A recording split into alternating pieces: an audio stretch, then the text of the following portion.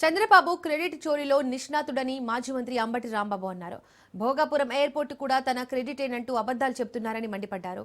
భూ కేటాయింపులు, అనుమతులు, పునరావాసం ఇలా అన్ని వైసీపీ హయాంలోనే జరిగాయన్నారు. విశాఖ స్టీల్ ప్లాంట్ను ప్రైవేట్ పరం చేయడానికి చంద్రబాబు సహకరిస్తున్నారని మండిపడ్డారు.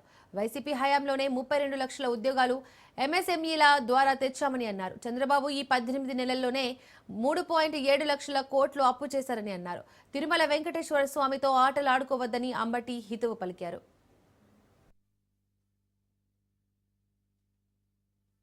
భోగాపురం ఎయిర్పోర్టు దాన్ని త్వరలోనే జాతికి అంకితం చేస్తాము అనేటువంటి మాట మాట్లాడారు. అంటే ఆయన జాతికి అంకితం చేస్తాను, ఈ క్రెడిట్ అంతా నాదేను అనేటటువంటి బాడీ లాంగ్వేజ్ తో క్రెడిట్ చోరీ చేయడానికి చంద్రబాబు నాయుడు గారు ప్రయత్నం చేస్తున్నారు. చంద్రబాబు నాయుడు గారు భోగాపురం ఎయిర్పోర్ట్ కి 15,000 ఎకరాలు కావాలన్నాడు. భూదోపిడీ చేయడానికి 15,000 ఎకరాలు కావాలంటే ప్రజలు తిరగబడ్డారు, ఉద్యమాలు చేయడం మొదలెట్టారు. 5,000 అన్నాడు. మన తర్వాత తగ్గొచ్చి భోగాపురం ఎయిర్పోర్టు తానే కట్టినట్టు, తానే ప్రారంభిస్తున్నట్టు, తానే జాతికి అంకితం చేస్తున్నట్టు చెప్పి క్రెడిట్ చోరీ చేసేటటువంటి ప్రయత్నం చంద్రబాబు నాయుడు గారు చేస్తున్నారు.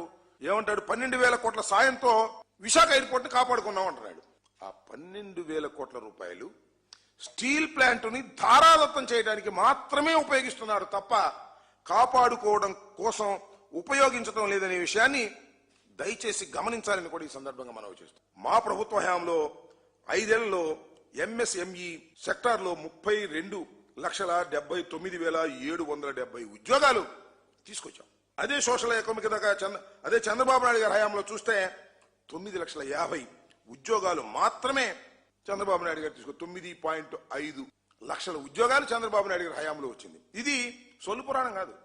ఇవాళ రాష్ట్రంలో చంద్రబాబు నాయుడు గారు చెప్పారు, అసలు మా ప్రభుత్వం వస్తే కరెంట్ ఛార్జీలు పెరగవు, మా ప్రభుత్వం వస్తే అధికంగా భారాలు పెరగవు అని చెప్పినటువంటి చంద్రబాబు నాయుడు గారు ఇవాళ బాధుడే బాధుడు. 18 నెలల్లో కరెంటు ఛార్జీల రూపంలో 20,135 కోట్ల రూపాయలు ఇవాళ ప్రజల మీద భారం వేసే పరిస్థితి చేస్తున్నారు.